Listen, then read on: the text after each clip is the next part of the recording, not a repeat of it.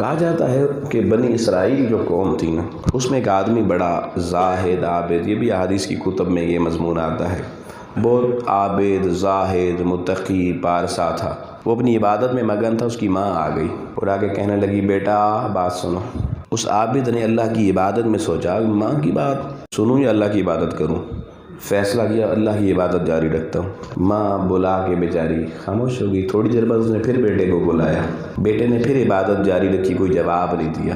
بھئی توجہ رکھنا، وہ جوان جن کے ماں باپ انہیں بلاتے ہیں تو 3-4 دفعہ بلا دینا تو وہ کہتے ہیں تمہیں نظر نہیں آنا میں کی کرتا پیا ہوں، میں کوئی ویلا ہوں جی تہاڈی گل سنا۔ وہ نسلیں خصوصاً سن۔ ماں نے لوگوں تیسری بار اپنے عابد زاہد بیٹے کو حالت عبادت میں صدا لگائی۔ بیٹے نے عبادت ترک نہ کی، ماں کی بات نہ سنی۔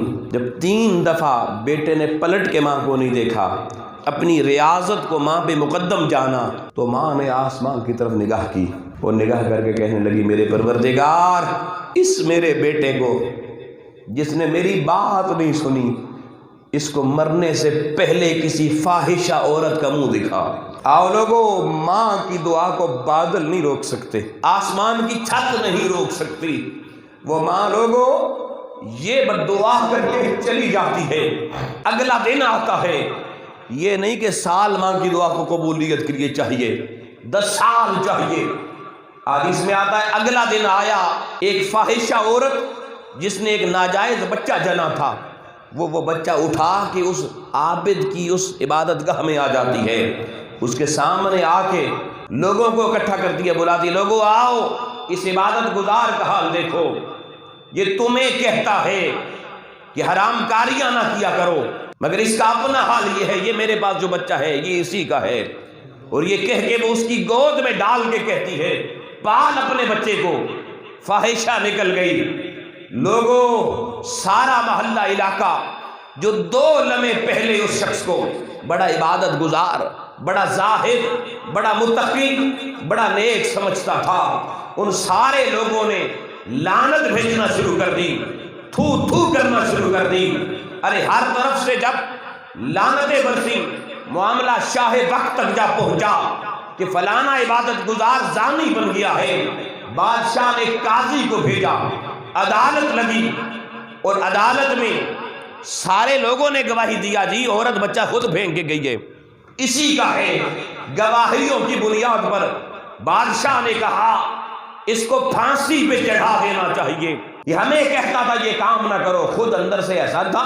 جب لوگوں پھانسی گھاٹ تیار ہو گیا، عابد کو مجرم بنا کے پھانسی گھاٹ کی طرف لے جانے کی تیاری شروع ہوئی۔ اس عابد کی وہ ماں جس کا جملہ عرش تک پہنچا تھا، وہ اچانک آ گئی، اس اپنے بیٹے کے سامنے آئی جس کو بلانے پر بیٹے نے جواب نہیں دیا تھا۔ آ کر اپنے بیٹے کے منہ پر ایک زوردار تھپڑ مار کے کہتی ہے، اب بتا تیری عبادت تجھے کہاں لے گئی ہے، اب بتا۔ لوگوں، اس عابد کی چیخ نکل گئی۔ وہ کہنے لگا، امی جان مجھے معاف بھی کر دیجئے، مجھے بچا بھی دیجئے۔ 1 دن پہلے ماں نے رب العالمین کی بارگاہ میں مقدمہ درج کروایا۔ ارے اللہ کی عدالت سے ماں کا مقدمہ کتنا جلدی سنا جاتا ہے، قبول ہو جاتا ہے۔ ساری دنیا دیکھ چکی تھی، ماں پلٹ کے آتی ہے، بیٹا معافی مانگتا ہے، کہتا ہے میری ماں مجھے آج پتہ چل گیا، عبادت بھی وہی خدا ہے، خدا قبول کرتا ہے جو ماں باپ کی اتباع میں کی جاتی ہے۔ جب یہ بات کرتا ہے، اب ماں کی مامتا پلٹتی ہے، ایک تھپڑ اور مارتی ہے، کہتی ہن سمجھ آ گئی؟ امی جی سمجھ آ گئی۔ آؤ لوگو، اس ماں نے پلٹ کے اوپر دیکھا، کہا جیسے تو نے کل والی مانی تھی آج والی بھی مان لے، اس کو بچا لے، اس کو بچا لے۔ بادشاہ کا قاضی کہنے لگا، اماں رستے میں کیوں کھڑی ہے، ہٹ، اس بدخواہ کو انجام بد تک پہنچا دیا جائے۔ اس نے کہا قاضی صاحب یہ اس کا گناہ نہیں ہے۔ کہا اتنی گواہیاں آ گئی ہیں۔ لوگوں، اس ماں نے کہا وہ گواہیاں اپنے سامنے رکھو، میں جو گواہی پیش کرنے جا رہی ہوں وہ سب سے یگانہ ہے۔ قاضی کہنے لگا اماں وہ کیا گواہی ہے؟ آؤ لوگوں، وہ معصوم بچہ جو وہ فاحشہ عورت چھوڑ گئی تھی، اس ماں نے اس کی طرف دیکھا، ابھی معصوم ہے، چند دن کا ہے، وہ ماں بوڑھی کہنے لگی، او بچے آپ دنیا کے سامنے بتا تو کس کا بیٹا ہے؟ ارے لوگوں روایات میں آتا ہے وہ معصوم بچہ ماں کی ممتا کا مقام دیکھیے گا، وہ معصوم جس کے بولنے کی عمر نہیں تھی، آج ماں کی دعا پھر عرش الہی پر یوں قبول ہوئی کہ وہ بچہ بول کے کہنے لگا میں فلاں جنگل میں رہنے والے گڈریے بکریاں چرانے والے کی اولاد ہوں۔ بیٹا بچ گیا۔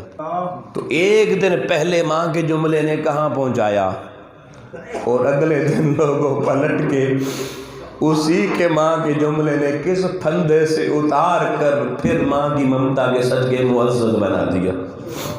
تو پتہ چلا عزت اور ذلت دنیا میں دونوں کا معیار لوگوں تمہارے بوڑھے ماں باپ ہیں، ہم نے کیا بنا رکھا ہے؟